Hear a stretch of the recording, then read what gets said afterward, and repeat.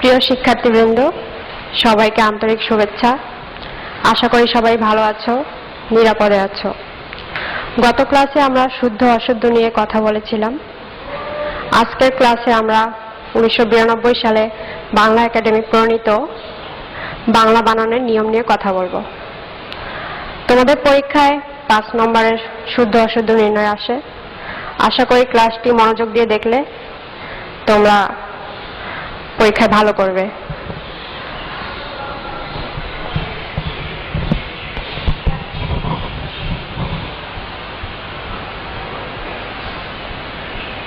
আমরা আজ বাংলা বানানের যে নিয়ম নিয়ে কথা বলবো, সেই নিয়মের বাইরে যে তৎসম বা সংস্কৃত শব্দ যে নির্দিষ্ট বানান আছে তা অপরিবর্তিতই থাকবে। অর্থাৎ স্বভাবতই যেসব শব্দ মূর্ধন্য বা মূর্ধন্য গ্রহণ করে তা অপরিবর্তিতই থাকবে। শিক্ষার্থী বন্ধুরা, যেসব তৎসম শব্দে রস্যই দীর্ঘই বা রস্যু দীর্ঘ উভয় শুদ্ধ, কেবল সেসব শব্দে রস্যই বা রস্যু এবং তার কার চিহ্ন যুক্ত হবে। অর্থাৎ যেখানে দেখবে যে রস্যই দীর্ঘই বা রস্যু দীর্ঘ উভয় শুদ্ধ, দুটোই দেয়া যাবে, সেখানে তোমরা রস্যই বা রস্যু এবং তার কার চিহ্ন ব্যবহার করবে। এখানে তোমরা কিছু শব্দ দেখতে পাচ্ছ: কিংবদন্তি, খঞ্জনী, চিৎকার, চুল্লি, পল্লী, শ্রেণী ইত্যাদি। এই শব্দগুলো যদি পরীক্ষায় আসে, তোমরা অবশ্যই রস্যই বা রস্যু এবং তার কার চিহ্ন বসাবে। এরপর আমরা দেখতে পাচ্ছি যে রেফের পর ব্যঞ্জন বর্ণের দ্বিত্ব হবে না। অর্থাৎ যেসব শব্দে রেফ আছে সেখানে ব্যঞ্জন বর্ণ দুইবার ব্যবহার করা যাবে না। তোমরা এখানে দেখতে পাচ্ছ কিছু শব্দ: অর্জন, ঊর্ধ্ব, কর্ম, কার্তিক, কার্য, বার্ধক্য, সূর্য ইত্যাদি। এর পরিবর্তে এখানে যে শব্দ দেয়া আছে, শুদ্ধ শব্দগুলো দেয়া আছে, এগুলো ব্যবহার করবে। অর্থাৎ যেসব শব্দে দেখবে রেফ আছে সেখানে ব্যঞ্জন বর্ণ দুইবার ব্যবহার করবে না। শুদ্ধ শব্দগুলো তোমরা দেখে নিবে। সন্ধির ক্ষেত্রে ক, খ, গ, ঘ পরে থাকলে পূর্বপদের অন্তঃস্থিত ম স্থানে অনুস্বার হবে। আমরা জানি যে সন্ধির দুটো অংশ যোগ দিয়ে ভাগ করা থাকে। প্রথম অংশে যদি ম থাকে এবং তার পরে যদি ক, খ, গ বা ঘ থাকে, তাহলে সেসব শব্দে অনুস্বার হবে। যেমন এখানে তোমরা দেখতে পাচ্ছ অহংকার, এর প্রথমে আছে অহম যোগ শেষে কার, তাই এই মর স্থানে এখানে অনুস্বার ব্যবহার করা হয়েছে। এভাবে একইভাবে ভয়ঙ্কর, ভয়ম যোগ কর, সম যোগ গীত, শুভম যোগ কর, হৃদয়ম যোগ গম, সম যোগ ঘটন, সবগুলো শব্দতেই অনুস্বার ব্যবহার করা হয়েছে। কিন্তু সে শব্দগুলো যদি সন্ধিবদ্ধ না হলে সেখানে ও স্থানে অনুস্বার হবে না, ওই ব্যবহার করতে হবে। যেমন এখানে তোমরা কিছু শব্দ দেখতে পাচ্ছ: অঙ্ক, অঙ্গ, আকাঙ্ক্ষা, আতঙ্ক, কঙ্কাল, গঙ্গা, বঙ্কিম, বঙ্গ, লঙ্ঘন, শঙ্কা, শৃঙ্খলা, সঙ্গে, সঙ্গী। এগুলো সন্ধিযোগে গঠিত হয়নি, তাই এখানে অনুস্বার হবে না, ওই হবে।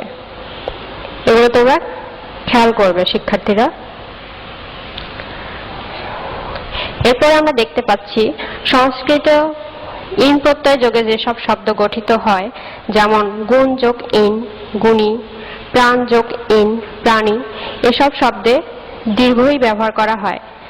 কিন্তু এসব শব্দ যখন সমাসবদ্ধ ভাবে গঠিত হয়, সমাস আকারে গঠিত হয় সমাসবদ্ধভাবে, সেসব শব্দে রস্যইকার ব্যবহার করতে হবে। যেমন গুণীজন, প্রাণীবিদ্যা, মন্ত্রী পরিষদ, এইসব শব্দ সমাসবদ্ধ আকারে গঠিত হয়েছে, তাই এখানে রস্যইকার যুক্ত হবে, রস্যইকার বসবে। তবে এসব শব্দের দীর্ঘইকারও সঠিক, কিন্তু তোমরা যদি পরীক্ষায় আসে তোমরা দীর্ঘইকার ব্যবহার না করে হ্রস্বইকার ব্যবহার করবে।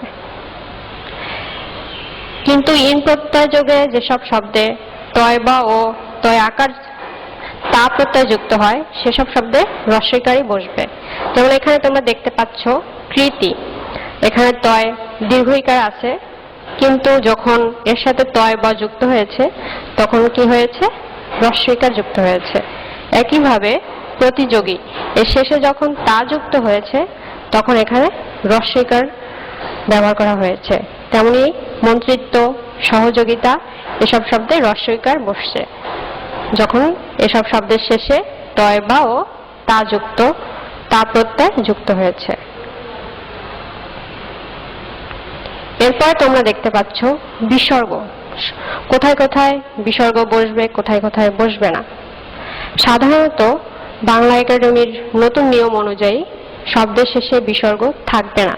যেমন ইতস্তত, কার্যত, ক্রমশ, পুনঃ পুনঃ, প্রথমত, প্রধানত, প্রয়াত, প্রায়শ, ফলত, বস্তুত, মূলত এসব শব্দের শেষে বিসর্গ বসবে না।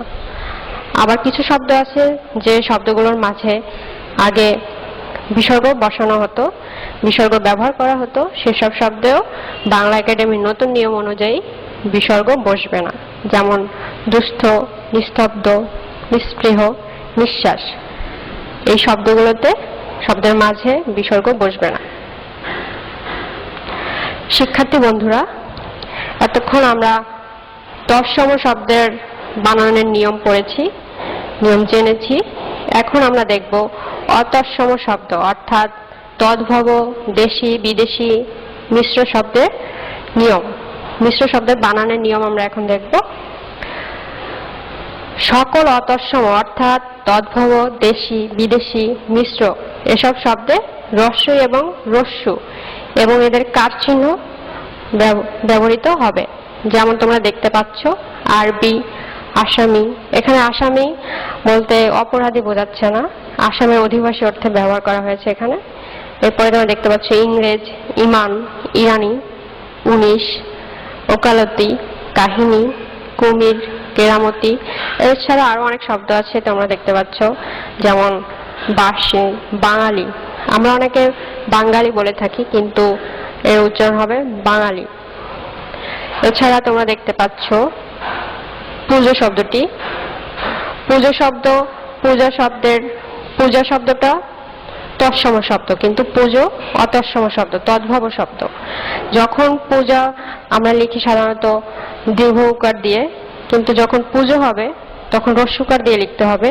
এখানে বানানটা একটু ভুল আছে, তোমরা ঠিক করে নেবে, এখানে হ্রস্বকার ব্যবহার করবে। পদাশ্রিত নির্দেশকটিতে হ্রস্বইকারই হবে।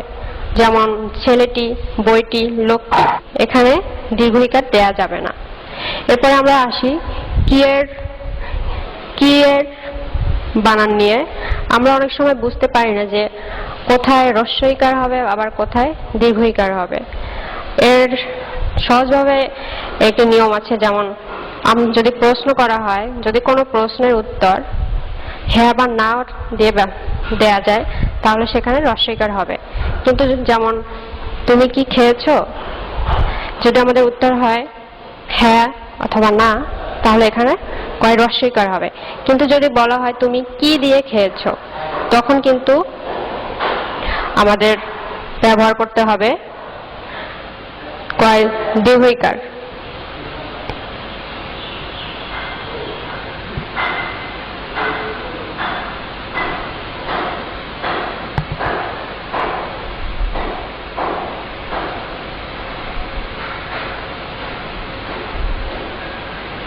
শিক্ষার্থী বন্ধুরা, আশা করি তোমরা বুঝতে পেরেছো।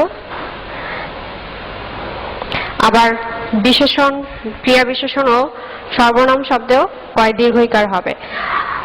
আমাদের জাতীয় সঙ্গীতে দুটো লাইন আছে, কি শোভা কি ছায়া গো, কি স্নেহ কি মায়া গো, এখানেও দীর্ঘইকার দিতে হবে। আমাদের বাংলা ভাষায় এ ধ্বনির উচ্চারণের দুটি রূপ, এ এবং এ, কিন্তু অনেক ক্ষেত্রে লেখার সময় উচ্চারণ এ হলেও আমাদের একার দিয়ে লিখতে হবে। যেমন কেন, এখানে উচ্চারণ এ, কিন্তু আমাদের একার দিয়ে এখানে লেখা হয়েছে। আবার খেলা, এখানে উচ্চারণ এ দিয়ে, উচ্চারণ এ অর্থাৎ এ, কিন্তু আমাদের লিখতে হবে একার দিয়ে। উচ্চারণও এ, লিখতেও হবে এ দিয়ে। যেমন তোমরা দেখতে পাচ্ছ ব্যাং, লেঠা, এসব শব্দে এ অপরিবর্তিতই থাকবে। আবার কিছু বিদেশি শব্দ আছে যেখানে উচ্চারণও এ, লিখতেও হবে এ দিয়ে। যেমন অ্যাকাউন্ট, অ্যান্ড, অ্যাসিড, ক্যাসেট ইত্যাদি। শিক্ষার্থীরা, বাংলা স্বরে অধ্বনির দুটো রূপ, উচ্চারণের দুটো রূপ, অ এবং ও এর মতো হয়। অনেক সময় আমরা লেখার সময় ও এর মতো লেখা যেতে পারে, ওকার দিয়ে লেখা যেতে পারে অনেক সময় লেখার সময়। যেমন কালো, খাটো, ছোট, ভালো, এখানে ওকার দিয়ে লেখা হয়েছে। তোমরা ইচ্ছে করলে ওকার দিতেও পারো, নাও দিতে পারো। আবার কিছু শব্দ আছে যেগুলোর প্রথমেও ওকার দিয়ে লেখা যায়। যেমন করো, বলো, বসো, এসব শব্দের প্রথমেও ওকার দিয়ে লেখা যায়। আবার কিছু শব্দ আছে যেখানে শব্দের শেষে অনুস্বার ব্যবহার করা যায়।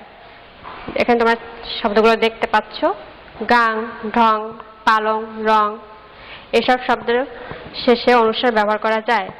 তবে এই অনুস্বারের সঙ্গে যখন স্বর যুক্ত হবে, কার চিহ্ন যুক্ত হবে, তখন কিন্তু ওই দিতে হবে। যেমন বাঙালি, ভাঙা, রঙিন, রঙের। তাহলে কি শব্দের শেষে যদি স্বর যুক্ত করতে হয় তাহলে আর অনুস্বার দেয়া যাবে না। তবে বাংলা ও বাংলাদেশ শব্দ দুটি অপরিবর্তিতই থাকবে। আমাদের অনেক ভাষা বিজ্ঞানী যেমন হুমায়ুন আজাদ, মনসুর মুসা, তারা বাংলা ও বাংলাদেশ শব্দ ও দিয়েই লিখেছেন, কিন্তু তোমরা অনুস্বার দিয়ে লিখবে। এরপরে আমরা আসি ক্ষীয় এবং খ এর উচ্চারণ বানানের নিয়ম। কোথায় কোথায় ক্ষীয় বসে আর কোথায় খ বসে। সাধারণত তৎসম শব্দে ক্ষীয় বসবে। যেমন এখানে তোমরা দেখতে পাচ্ছ খিদে, এটি তৎসম ক্ষুধা শব্দ থেকে এসেছে। আর যখন অতৎসম হয়ে গেছে খিদে, তখন সেখানে খ ব্যবহার করা হয়েছে। আবার খুদ, খুদে, এগুলো ক্ষুদ্র শব্দ থেকে এসেছে। এগুলো যখন অতৎসম হয়েছে তখন কিন্তু আমরা ক্ষীয় ব্যবহার করিনি, খ ব্যবহার করব। আবার তোমরা দেখতে পাচ্ছ ক্ষেত, যেটা ক্ষেত্র থেকে এসেছে, তৎসম শব্দ। এখানে ক্ষেত অতৎসম শব্দ, এখানে খ ব্যবহার করা হয়েছে। অর্থাৎ অতৎসম শব্দে সবসময় খ দিয়ে লিখবে। এখন আমরা আসি শিক্ষার্থী বন্ধুরা, জ, বর্গীয় জ এবং অন্তস্থ জ কোথায় কোথায় বসে। সাধারণত বাংলায় যেসব বিদেশি শব্দ প্রচলিত আছে সেসব শব্দ বাংলা ভাষার ধ্বনি পদ্ধতি অনুযায়ী লিখতে হবে। যেমন তোমরা দেখতে পাচ্ছ কাগজ, জাদু, জাহাজ, জুলুম, জেব্রা, বাজার, হাজার, এগুলো কিন্তু বর্গীয় জ দিয়ে লেখা হয়েছে। তবে কিছু শব্দ আছে ইসলাম ধর্ম সংক্রান্ত যেগুলো জ দিয়েও লেখা যেতে পারে। যেমন এখানে তোমরা দেখতে পাচ্ছ আজান, আজান ইচ্ছে করলে আমরা জ দিয়েও, অন্তস্থ জ দিয়েও লিখতে পারি। আবার অজু, কাজা, নামাজ, মুয়াজ্জিন, জোহর, রমজান, হজরত, এসব শব্দ অন্তস্থ জ দিয়ে লেখা হয়েছে। এরপরে আমরা আসি মূর্ধন্য ন এবং দন্ত ন এর ব্যবহার। সাধারণত অতৎসম শব্দে মূর্ধন্য ন ব্যবহার করা যাবে না, দন্ত ন ব্যবহার করতে হবে। এখানে তোমরা কিছু অতৎসম শব্দ দেখতে পাচ্ছ, অঘ্রাণ, ইরান, কান, কোরআন, গভর্নর। অর্থাৎ এই শব্দগুলোতে মূর্ধন্য ন ব্যবহার করা যাবে না। তবে তৎসম শব্দে ট, ঠ, ড, ঢ এর পূর্বে যুক্ত নাসিক্য বর্ণ মূর্ধন্য হয়। অর্থাৎ তৎসম শব্দে এই ট, ঠ, ড, ঢ এর পূর্বে মূর্ধন্য ব্যবহার করা হয়েছে। কিন্তু এগুলো যদি অতৎসম শব্দ হয় তাহলে কিন্তু আর মূর্ধন্য ন ব্যবহার করা যাবে না, তখন দন্ত ন ব্যবহার করতে হবে।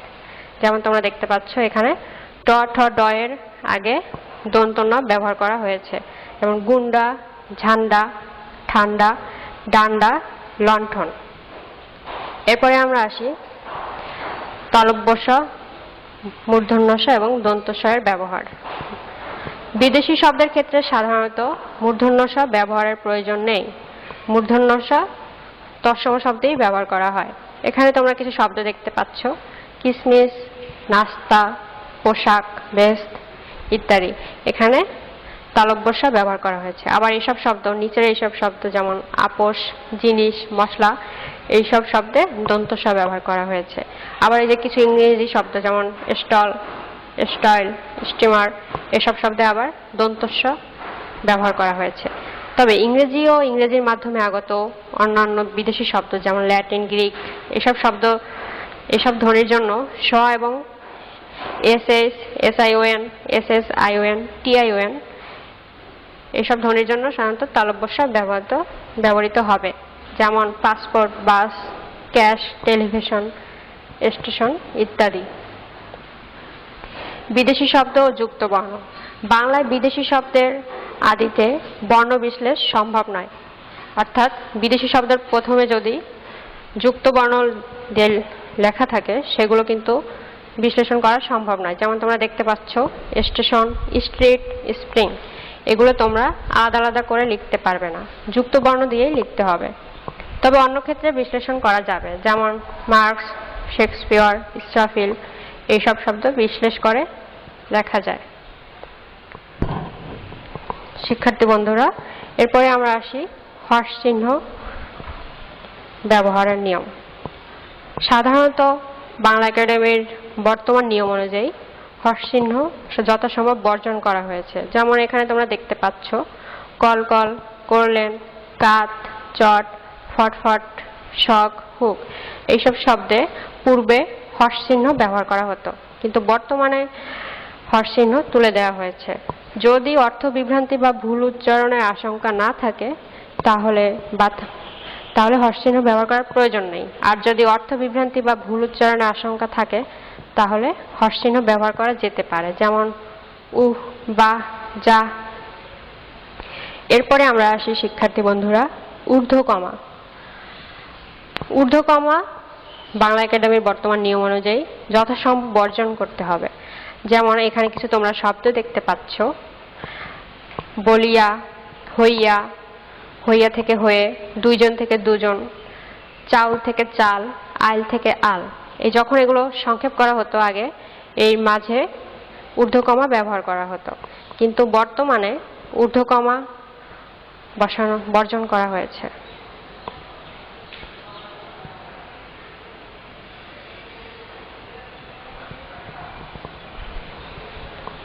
শিক্ষার্থী বন্ধুরা, এতক্ষণ সাথে থাকার জন্য অনেক অনেক ধন্যবাদ। আশা করি তোমরা ক্লাসটি মনোযোগ দিয়ে করেছো।